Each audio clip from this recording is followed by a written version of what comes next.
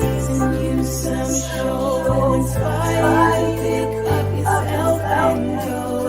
You what is all you need to reach down inside and find out you're the one to fly and want to reach.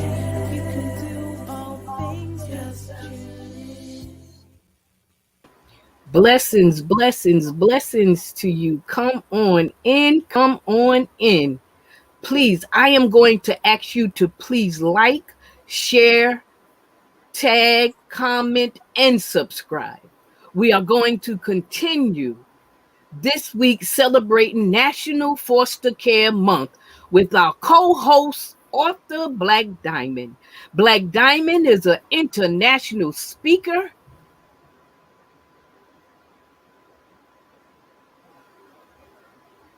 I'm sorry. Black Diamond is a international speaker, a social worker, parent life coach, and award-winning author. She has been working with children, parents, and families for almost 40 years. With that, I am going to ask you to please give your full attention to Black Diamond and her special guests, Cordell Forbes and Aaliyah Vargas, as they will be discussing from birth to foster care through adoption and my forever mommy, Black Diamond and her special guests. Thank you so much, Denise, for having us here on the show. I truly appreciate her for having us, and I appreciate my guests. I want to just start off by just giving you a few names: Michelle, Allen, Samantha, and Thomas. Those are the wonderful names that you want to give your newborn baby once you have a baby. But Michelle, Allen, Samantha, and Thomas are also the names of youth in the foster care system looking for a loving home. From birth to foster care through adoption, a lot of children, many children, are looking for that forever mommy. Children enter foster care at all ages, and under federal regulations, states are required to help children and youth find a permanent family situation, usually within 15 to 22 months of entering care. But even that's too long for a child to be in foster care. My guest tonight knows all too well about the journey from birth to foster care through adoption and having a forever mommy. Cordell Forbes is a former foster care survivor. He's an actor, and the author of The Tormentors, a book about bullying. We also have Aaliyah Vargas, who is a dancer, a singer, a writer, and mother of two, and she is also a foster care survivor. Welcome, both of you, and thank you for being here tonight. Thank you very much for letting us be here. Thank you very much too. Now, both of you are considered survivors of foster care. What about foster care have you survived? Okay. What about foster care I had survived? Well, I had survived a lot of things. I survived a lot of people that took me down. I survived a lot of, a lot of hate. In a small area, I feel as though I kept a lot to myself. And I'm glad to, express everything to you.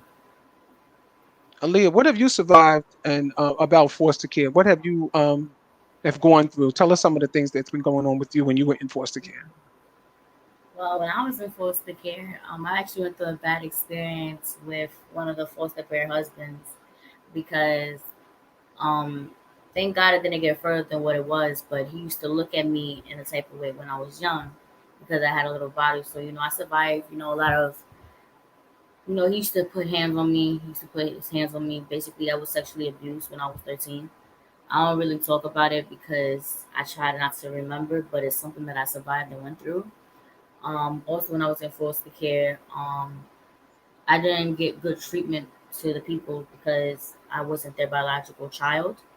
So I had to survive dealing with someone that I thought that wouldn't accept me to be in their family because of the fact that I wasn't their blood.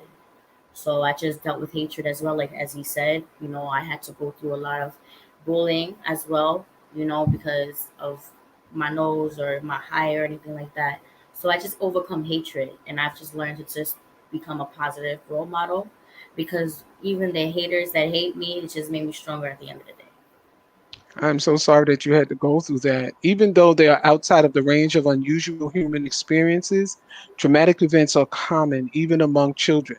Some foster children have had experience so terrifying and disturbing while they're in group homes and foster homes that the memories of these events are problems in and of themselves, just like you explained.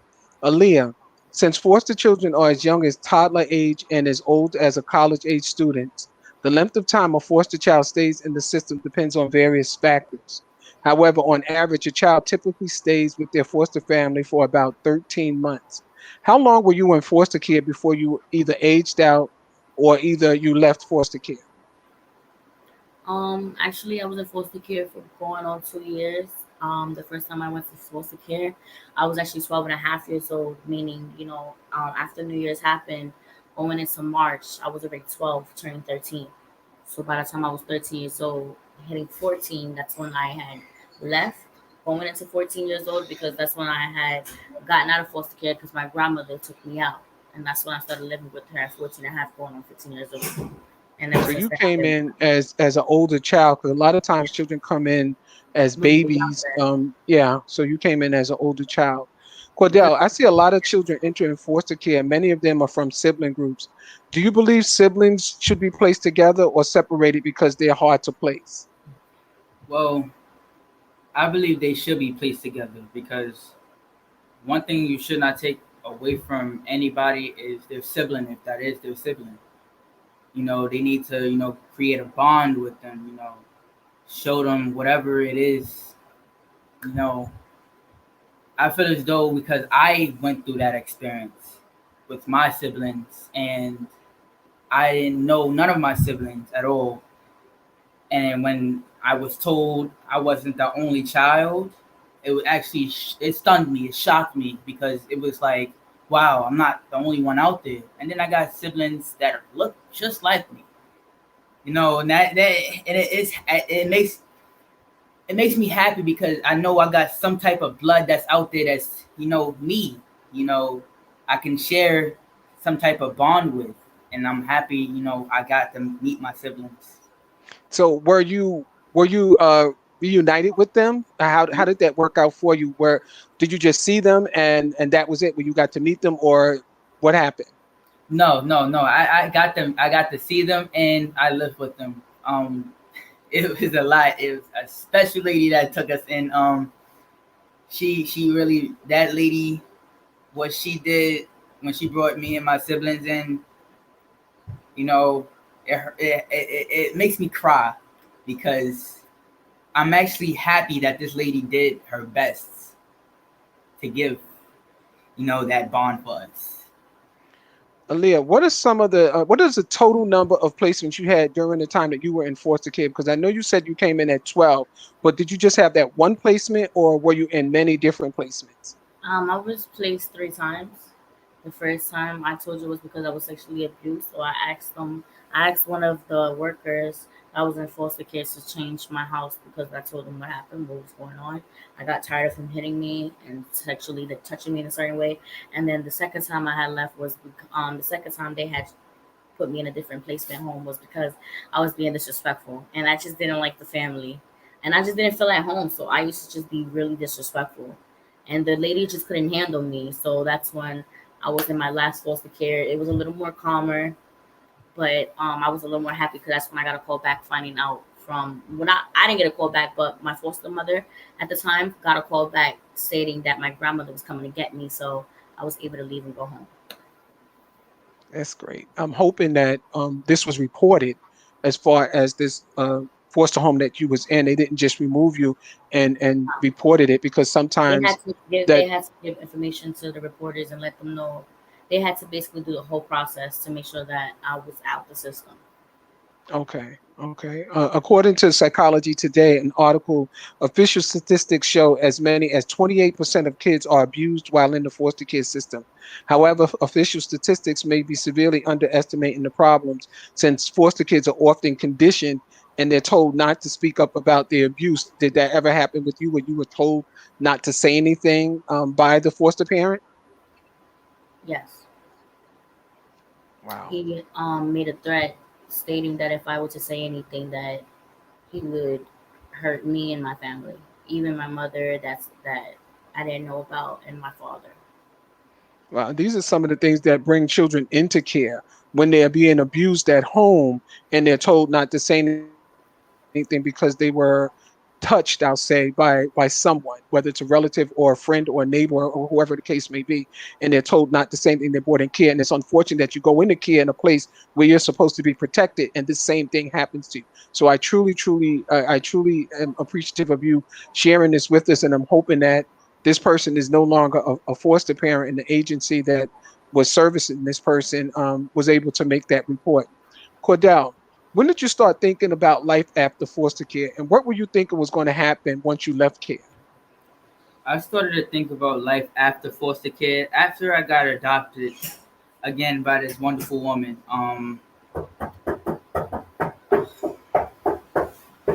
By this wonderful woman. And it's a lot. It's a very, very actually, really good actually. Well, that's good. I'm really happy that you were adopted. You were adopted in the same family that your siblings were adopted in. Yes, So you yes, guys yes. still have a relationship. Yes, we do. Actually, I speak to my sisters, my siblings all the time. I give them a call, tell them like, hey, they be like, hey, we miss you, we miss you, we miss you. Come back, come back. That's I great. love them I'm very so dearly. glad. I'm so happy that you were able to be reunited with them. Aaliyah, we did a segment on teen mothers in foster care. Were you a teen mother in foster care? Yes, I was. You were a teen At mother. the Were there age. any barriers? What do you mean by that? Were there any problems that you were having, like being that you were a teen mother? Did you get all the support that you need? Did you feel as though you Oh, weren't going to oh, be able to keep oh. your baby? It was very, very, very, very hard actually being a teen mother. Like I said, when I was 13 years old, I was actually in foster care, And then when I was able to go live with my grandmother at the age of 14 and a half, going on 15, that's when I lived with her for a few years, and then I went to live with my dad, and then I ran away. And that's when I was in a group home. So I was in a teen program, and when I found out I was pregnant at the age of 18, it was very hard because I didn't really have as much supporters. I was actually a single mother because the father wasn't in the picture. So still to this day, the father's not in the picture. So it's really actually difficult being a teen mom because with babies, they're very expensive. You gotta sit there and take care of another human being for another next 18 years. So I didn't have as much support the way I really wish I should have had. This brings me to my next question with you too, and I'm going to get a little personal. It's about relationships. Being taken away from your parents and placed in a foster care system at a young age can produce lasting detrimental effects that can carry over into adulthood and often affect your future. As a result, many foster care survivors tend to struggle. What type of struggle do you think that it would be for you to be in a relationship with someone? Aaliyah, you are parenting two children, and Cordell, you are also parenting. Tell me what that's like because you two are parenting together. Y'all share a child. So you were survivors of foster care, and now you are sharing co-parenting as a matter of fact, and you're together. So tell me what that's like knowing that you came out of the system and now you're parenting. Tell me what that's like. Well, on my end, oh, I would never thought I would have been a parent so early, to be honest. But my daughter, my first child, actually, means the world to me. Because when I look into her face, it's another side of me that I ain't see before. And I'm glad that God blessed me with something that I ain't never think I can ever create. You know, so that right there, just you know, I'm glad I'm being there for this little girl. And Aaliyah, you have two children. You said Yes, you had a little boy yes, and this baby girl. It's different sometimes for a mother than it is for a father. But again, there's some statistics that go around saying that when a person is so young and they're in foster care and they have a child, that their children will eventually wind up in foster care and then they will have children. How are you going to stop that cycle? I'm gonna stop that cycle because I'm gonna be a mother. I would always put my child as my children, sorry, as my priority. I love them to death. Even though they do have different fathers, I'm still their mother, and I'm their guidance. I'm their protector. I'm their savior. I'm basically like their blanket. Um, they basically blessed me. They changed my life. Honestly, without them, I wouldn't be anything. I wouldn't be where I am if it wasn't for them. Knowing the fact that it is hard because I'm taking care of a toddler and a newborn, I've tried to make a routine and a schedule for myself to make sure that I can raise them to be great as possible when they become older. Honestly, as even though it's difficult being a teen mom, I still push through. I make sure that I will become the better parent than my parents was, because I never want my kids to experience what I had to go through in life. I never want my daughter, especially because she's a female. A lot of females, especially in foster care, they go through a lot. They go through abuse, they go through sexual abuse, or they go through physical abuse, or they're either being molested, raped. A lot of females in this world go through a lot, or they want to be in fast because they've never had a male in their life. And I want my daughter to know that even if it was a male picture, even though my daughter has a father, but God forbid if there wasn't a male figure, I want her to know that I can be her mother and her father, and I want her to know that she could be even better than me. I want her to have a life, and same goes for my son. I want him to be a man. I want him to be educational and have a good career. And I know that what I went through in foster care, I would never want my kids to experience because I know what it's like. I'm going to be better for them. You two seem to be beating the odds. And with that, what do youth in foster care need, and how could we as a nation and a community and a village, what could we do to help children that's in foster care? Well, this is what I'll say. For the people that are in foster care, and not even in foster care, the people that are just listening, you don't have to make it hard for yourself, because I went through a tough time during foster care, and it took me a minute to actually get to where I am now. I like to sing, draw, write books, anything that I can get my hands on to do. Then that's one thing that I love to do. Don't ever have somebody tell you no. Don't ever have somebody to tell you no and to, like, shun you from what you are. Never have that. So it's great that you guys are supporting this show, children and youth into foster care, because they have been abused, neglected, or abandoned by their parents or guardians. But they're just like every other kid. They like to play, they like to hang out in the mall, and they like to talk on their cell phone. They all just want to be loved.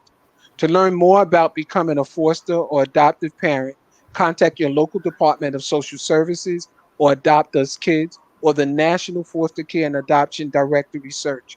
You can search to find foster care and adoptive agencies through those sites, and you can also look up support groups and trainings.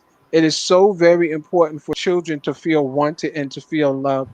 We have been talking about national foster care for 4 weeks now, and each week we have these different segments talking on different angles and different topics on foster care and adoption.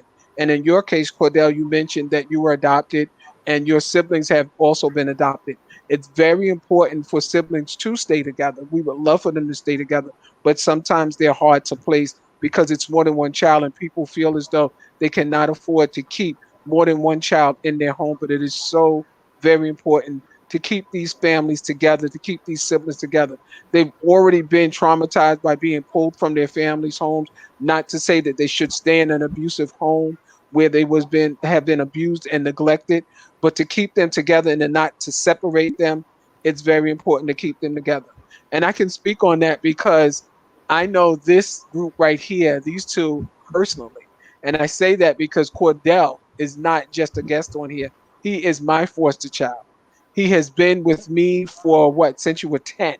And I do have his siblings. So I've spoken to you so many times on the air here and in other shows, telling you that I have 12 children. Well, Cordell is one of my children that has been in foster care, and he's been living with me since he was 10. He is now an adult and he is living on his own, and he has his own family now. And I'm very proud of him. And I'm very proud and very happy to meet you, Aaliyah. We've met before. I want everybody to continue to join in on the conversation and to make any comments. I want you all to also join me next week when we wrap up National Foster Care Month with my guest panel of professionals who will be discussing the realities of the foster care system. What's inside?